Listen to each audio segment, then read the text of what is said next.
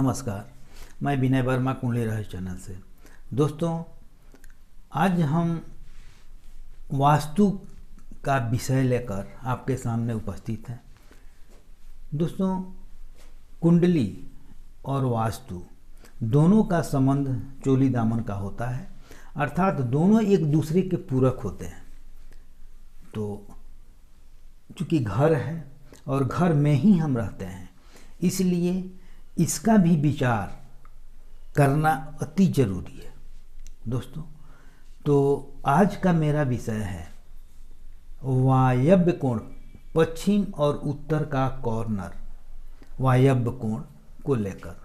दोस्तों, चाहे आपका घर हो, फैक्ट्री हो, या आपका ऑफिस हो, या आपका दुकान हो, या आपका फ्लैट हो, इन सभी के साथ बहुत गहरा संबंध होता है वायव्य कोण का।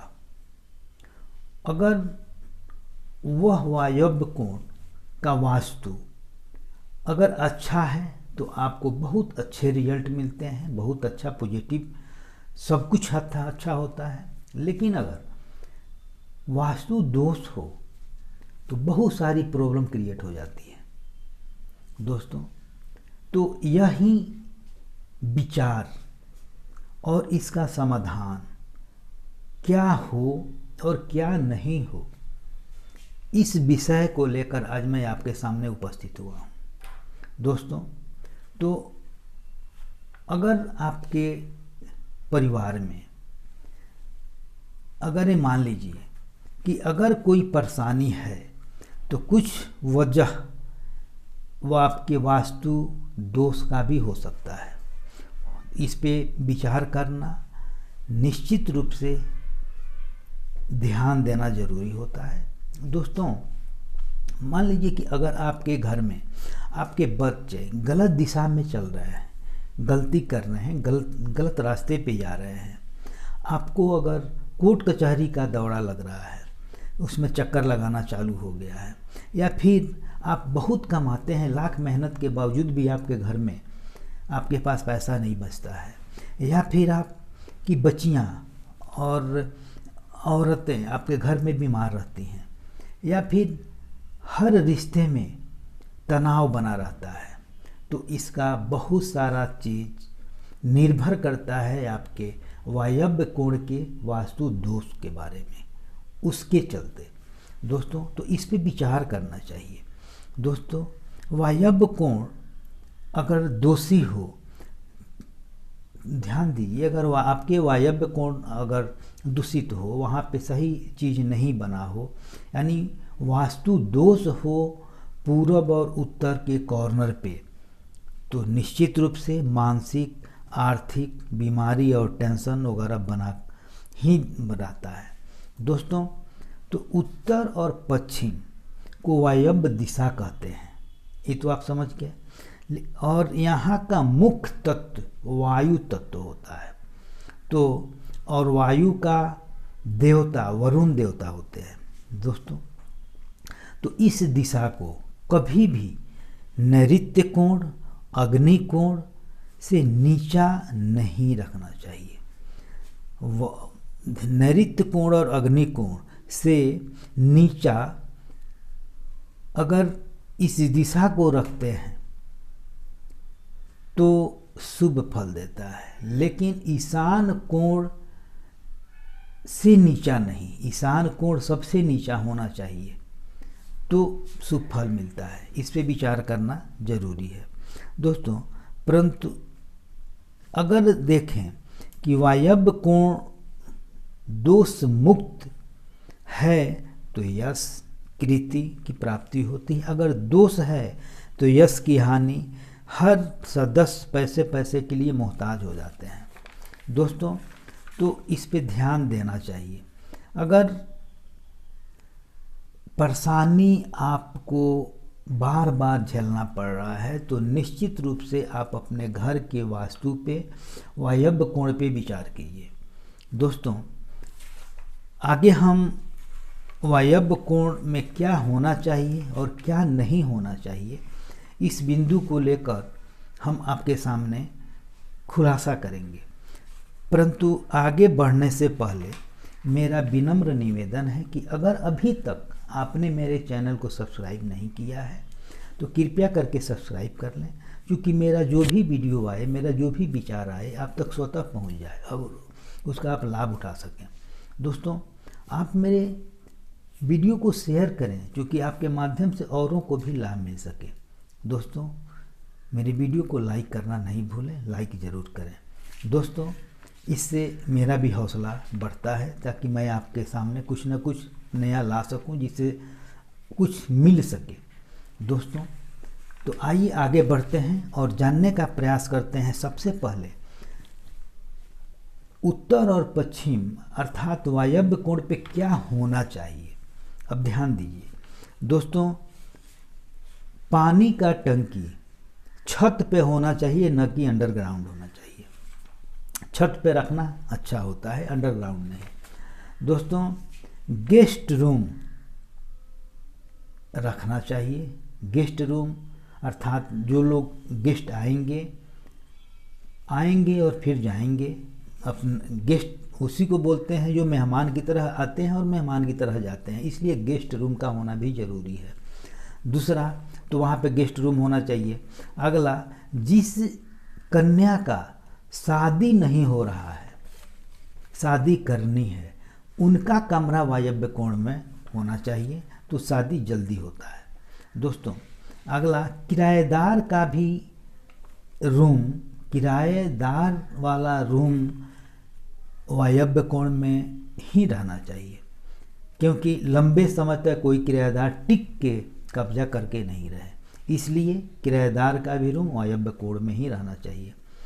अन्न का भंडार भी वायव्य कोण के लिए अच्छा होता है। पशु रखने के लिए भी अगर कुछ हम बनाते हैं स्थान, उसका घर बनाते हैं, तो वो भी स्थान वायव्य कोण में अच्छा रहा, क्योंकि वो चलने वाला जात है, तो उसमें वहाँ पे रहना चाहिए। दोस्तों, घर में नौकर या स्टाफ को के लिए अगर रूम हम बनाते हैं रखने के लिए, तो वो भी वायव्य कोण में ही उचित होता है। दोस्तों, जो सामान बेचना है तो वह गुड्स यानी वो सामान अगर वायव्य कोण में रहेगा तो निश्चित रूप से जल्दी बिकेगा, तो वहाँ वो रूम बनाना चाहिए जहाँ पे बिकने वाला सामान है, तो बेचने वाला सामान का रूम वहाँ पे होना चाहिए, या उस रूम में उस कॉर्नर पे वो सामान होना चाहिए। फिर वायव्य कोण का जो दीवार होता है वो मोटा होना चाहिए और ऊंचा होना चाहिए। दोस्तों, खाली उस स्थान को नहीं रखना चाहिए, घर बना देना चाहिए। दोस्तों, गैरेज, गाड़ी रखने के लिए, सवारी रखने के लिए भी वायव्य कोण का स्थान व कमरा उचित होता है, सही होता है। मजबूरी में अगर किचन भी बनाना पड़े तो वहाँ बन सकता है, परंतु बनाते हुए मुख पूरब के तरफ होना चाहिए। उसमें ही उस कमरे में भी वो ध्यान देकर उस कमरे का आग्नेय पकड़ लेना चाहिए, आग्नेय कोण को पकड़ लेना चाहिए। दोस्तों, अब हम बात करेंगे कि वायव्य कोण में क्या नहीं होना चाहिए। दोस्तों, वायव्य कोण में क्या नहीं रखना चाहिए जिससे परेशानी होती है। अभी तो मैं बताया जो होना चाहिए, लेकिन क्या नहीं होना चाहिए उस पर ध्यान दीजिए। वायव्य कोण में कभी भी घर के मुखिया का या बुजुर्ग का कमरा नहीं रखना चाहिए, क्योंकि अगर वहाँ पे कमरा, वो लोग वहाँ पे अगर रहेंगे तो उनका मस्तिष्क बीमारी होता है, मानसिक बीमारी होता है। दोस्तों, विक्षिप्त हो जाते हैं या तरह तरह की मस्तिष्क से संबंधित बीमारी उत्पन्न हो जाती है। उसको खाली नहीं रखें, वायव्य स्थान को खाली नहीं रखें। और दूसरा, क्योंकि खाली होने से दुर्घटना और एक्सीडेंट का माहौल बना रहता है परिवार के सदस्यों के साथ। दोस्तों, वायव्य कोण को ईशान कोण से नीचा नहीं रखा जाता है। ईशान कोण सबसे नीचा होना चाहिए, तो वायव्य कोण को ईशान कोण से नीचा नहीं रखा जाता है, नहीं तो बीमारी होती है, कोर्ट कचहरी की परेशानी बढ़ जाती है। दोस्तों, फिर बोरिंग या अंडरग्राउंड टैंक नहीं होना चाहिए। गड्ढा नहीं बनाना चाहिए, नहीं तो संतान के ऊपर निगेटिव प्रभाव पड़ता है, उसका गलत मार्ग हो जाता है, गलत आचरण पकड़ लेता है, जिससे नुकसान होता है। तो कभी भी उधर वायव्य कोण के तरफ टैंक यानी ज़मीन के नीचे रखने वाला कोई भी पानी उस तरह से नहीं होना चाहिए। तो ये बहुत ज़रूरी है, क्योंकि आगे की पीढ़ी संतान के ऊपर प्रभाव पड़ता है। दूसरा, गर्भवती महिला को भी यहाँ पे नहीं रखना चाहिए वायव्य कोण के रूम में, क्योंकि यह वायु तत्व, यहाँ पे वायु तत्व होता है, तो वायु का प्रेशर होता है, तो एवर्सन होने का डर रहता है, इसलिए गर्भवती महिला को वहाँ पे नहीं रखना चाहिए। दूसरा चीज़ कि अगर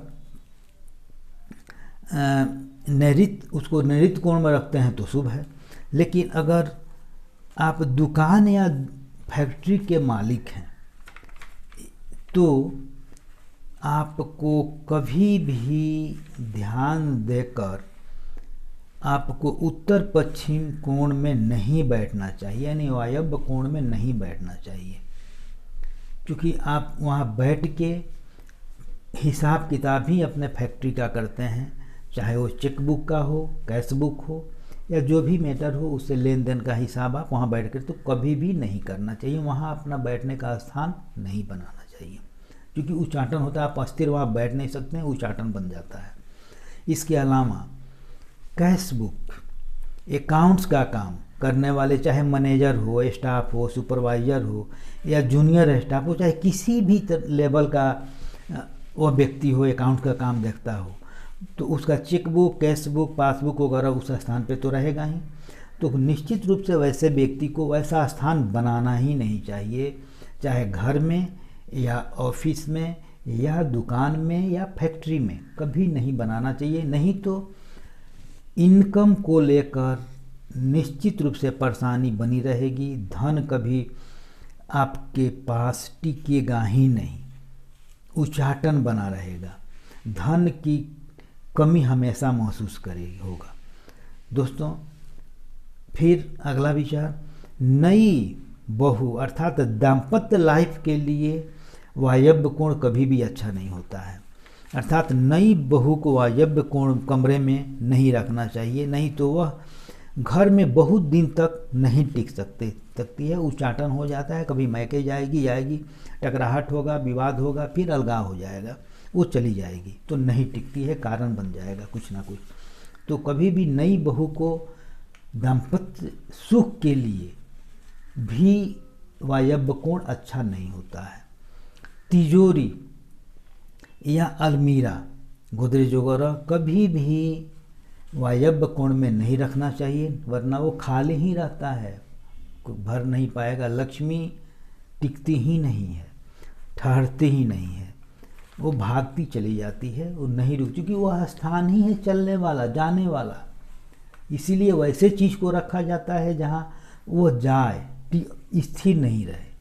तो इसलिए वायव्य कोण, चूँकि वायु तत्व का वह स्थान है, इसलिए वो हमेशा चलमान होता है, वो चलता रहता है, टिकता नहीं है, स्थिर नहीं रहता है, इसलिए इस बिंदु को ध्यान रखना चाहिए। दोस्तों, हम आशा करते हैं कि आप इसको समझ गए होंगे कि ये वायव्य कोण में क्या रहेगा तो क्या परेशानी होगा और क्या नहीं रहेगा तो अच्छा रहेगा। तो अच्छा और बुरा आप समझ गए होंगे। लेकिन अगर मान लीजिए कि गलती से अनजाने में अगर आप कुछ ऐसी गलती कर दिए हैं, वास्तु दोष बन गया है जिससे परेशानी है, तो उसको थोड़ा हल्का करने के लिए कुछ हम आपको उपाय बताते हैं। तोड़ना, स्थान बदलना, अगर आपके पास समर्था है तो आप कर सकते हैं, लेकिन नहीं कर पाते हैं तो आपको हम थोड़ा सा ऐसे मार्ग बताते हैं जिससे आपको कुछ शांति मिल सकती है। पहला उपाय की तरफ ध्यान दीजिए। पहला, बरसात में स्वाति नक्षत्र आता है, स्वाति नक्षत्र का जल, बरसात का, वर्षा का पानी इकट्ठा कर लीजिए और कांच की बोतल, हरी हो या नीली हो, उसमें भर लीजिए और वायव्य कोण में उसको रख दीजिए, स्वाति नक्षत्र के पानी को। तो और माँ का आशीर्वाद प्रतिदिन लिया कीजिए तो शांति बना रहेगा। बहुत अधिक दोष उससे दूर हो जाएंगे। दूसरा उपाय दोस्तों, पूर्णिमा के दिन चंद्रमा का ध्यान करते हुए दूध का अर्घ दें और चंद्रमा के मंत्र का जाप करें तो भी बहुत हद तक शांति मिलती है। दोस्तों इसके अलावा एक और उपाय, सूर्य, चंद्रमा, मंगल, हनुमान यंत्र तैयार कर, सूर्य का, चंद्रमा का और मंगल का और हनुमान मारुति यंत्र का तैयार कर आप वायव्य स्थान पे रखें तो भी बहुत हद तक वायव्य कोण का वास्तु दोष दूर होता है। दोस्तों हम आशा करते हैं कि आप वायव्य कोण के वास्तु के बारे में समझ गए होंगे। अगर नहीं समझ में आ रहा है, अगर आप अपने घर में कोई परेशानी अनुभव कर रहे हैं तो कृपया, अगर चाहते हैं कि मेरे घर का वास्तु का निवारण हो जाए तो आप हमसे संपर्क कर सकते हैं। मैं आपके घर पे विजिट करके आपके वास्तु को देखकर मैं उसका समाधान निकाल सकता हूं, आपका मार्गदर्शन कर सकता हूं। दोस्तों अंत में एक बार पुनः कहेंगे कि आप मेरे चैनल को अभी तक सब्सक्राइब नहीं किया है तो कृपया करके सब्सक्राइब कर लें। अगले वीडियो में हम फिर मिलेंगे, तब तक के लिए जय माता दी।